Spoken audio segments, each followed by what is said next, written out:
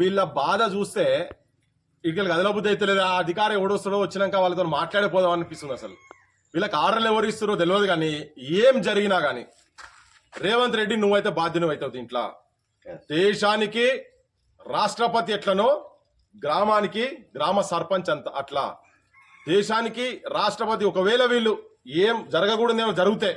ఎందుకంటే అమ్మా మీకు కూడా చెప్తున్నా, మీరు రోజు గొడవ పడుతున్నారని చెప్తుంది. ఇంతకుముందు ఆడ లచ్చమ్మకి నేను చెప్పింది, మీరు గొడవ పడకూర్రి. ఏదైనా ఆవేశాలకు పోయి మీరైనా ఆత్మహత్య సైడ్ పోయినసారి కూడా అదే చెప్పినా, ఇప్పుడు నాకు ఆ భయంతోనే వచ్చిన ఈడిదాకా. మేము ఉన్నాం మీ తరఫుకెళ్ళి కొట్లాడేందుకు. సర్పంచ్లు అందరూ ఇక్కడ ఉన్నారు. వీళ్ళందరూ నలుగురు సర్పంచ్లు. వీళ్ళు మొత్తం రాష్ట్రం ఒక్కటి చేద్దాం, మీకు అందరికి న్యాయం అయ్యేటట్టు చేద్దాం, కొట్లాడదాం. ఇది మంచిది కాదు, అరిష్టం ఇది. రాష్ట్రపతి ఆత్మహత్య చేసుకున్నట్టే రేపు పొద్దుగాల తన కనుక సర్పంచ్ గారు ఏమన్నా చేసుకుంటే మాత్రం నువ్వు చేసుకోవద్దు, ఎట్టి పరిస్థితి చేసుకోవద్దు. అటువంటి దానికి మీరు పోకండి. పిల్లలు ఉన్నారు, మీరు ఈ బాధలలో ఒత్తిడిలో ఏమైనా జరగకూడదని జరిగితే రేవంత్ రెడ్డి చెప్తున్నా, నిన్ను మాత్రం వదిలిపెట్టాం, ఎట్టి పరిస్థితులు వదిలిపెట్టాం. నువ్వు ఈ సమస్యను వెంటనే దీని తీవ్రతను నువ్వు గమనించి నువ్వు ఇమ్మీడియట్ గా వీళ్ళ బిల్లులు మొత్తం సర్పంచ్ల బిల్లు అందరి పరిస్థితి ఇట్లనే ఉన్నది. మేము పోతున్నాం, అన్ని ఇళ్లకు మేము అందకపోవచ్చు, కానీ పోయిన కాడికి పోతున్నాము.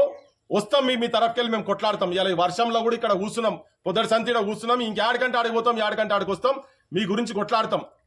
కానీ ఏ సర్పంచ్ ఇక్కడ నుంచి ఆత్మహత్య చేసుకున్నా నీ బొమ్మ దానికి పెట్టి రేవంత్ రెడ్డి నువ్వు రాజకీయాల్లో ఉన్న రోజులు నీ ఎంబడబడతాం, గుర్తుపెట్టుకో. నీ బొమ్మకు ఆ ఉరేసుకున్నారా చచ్చిపోయిన శవాలకు పక్కకు పెట్టి మేము మొత్తం తెలంగాణ అంతా తిప్పకపోతే దేశం మొత్తం తిప్పకపోతే చూడు. మరి ఒక్క ఆత్మహత్య కూడా జరగొద్దు తెలంగాణలో, రైతులది కావచ్చు సర్పంచ్లది ముఖ్యంగా ఒక్క ఆత్మహత్య కూడా జరగొద్దు.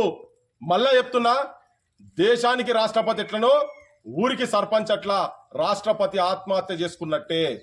కనుక వెంటనే నువ్వు ఇమ్మీడియట్ గా వీళ్ళ బిల్లులు మొత్తం అవసరమైతే మిత్తిలతో సహా కాపాడు. పెద్ద బర్డెన్ కాదు ఇది, పెద్ద ఉన్నోళ్ళకి ఇస్తున్నావు కదా, బర్డెన్ కాదు ఇది. ఒకవేళ జరగకూడదు ఏ కుటుంబంలో జరిగినా నీ బొమ్మలు చూసి గుర్తుపెట్టుకో.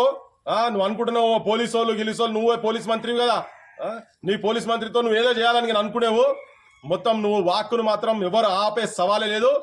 బయటికి పోతాం మొత్తం అంతా తెలంగాణ మొత్తం. నువ్వేందో, నీ సంగతి ఏందో, నీ జూటా మాటలు ఏంటియో, నీ అబద్ధాలు ఏంటియో, రాజ్యాంగం బుక్కు నీ రాహుల్ గాంధీ చేతులు పట్టుకొని తిరుగుతుంది కదా, రాజ్యాంగం బుక్కు చేతులు పట్టుకొని తిరుగుడు కాదు. రాజ్యాంగం ఇచ్చినటువంటి హక్కులతోటి వీళ్ళు ఏదైతే అయినరో ఆ గౌరవం వాళ్ళకి రావాలి, వస్తలేదు కాబట్టి కడుపు గాలి. ఇంకా తెలంగాణలో ఆత్మహత్యలు చూడొద్దనే ఆలోచనతో శివాలయ ఊరేగుతున్నారమ్మా సర్పంచులు, నడి సేన్లలో సమాధులైనరమ్మా సర్పంచ్ కుటుంబాలు అనేటట్టుగా భవిష్యత్తులో ఉండకుండా ఉండాలనంటే వెంటనే దీన్ని దీర్ఘంగా ఆలోచించి దీన్ని ఇక్కడనే క్లోజ్ చేయండి. పంతాలకు పోకండి. ఈ పార్టీ ఆ పార్టీ నా కాన్స్టిట్యూన్సీలో ఎవడేం చేస్తాడు అని ఎమ్మెల్యేలు మంత్రులు మీరు అట్లా సిద్ధుకు పోయిననుకో జనం లోపల మీరు బద్నాం అవుతారు. జాగ్రత్త అని చెప్పదలుచుకున్నాం అంతేనే. ఏందే మీ అందరు మాట అంతే కదా, సర్పంచ్ అందరూ ఒకటే కదా, ఊరు మొత్తం అట్లనే ఉన్నది.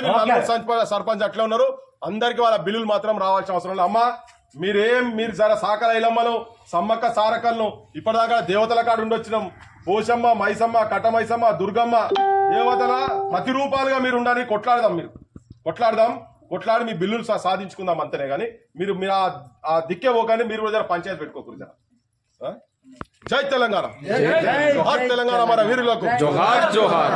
సాధిద్దాం సర్పంచ్ల హక్కులను, సాధిద్దాం సర్పంచ్ల బిల్లులను, సాధిద్దాం. జై తెలంగాణ, జై తెలంగాణ.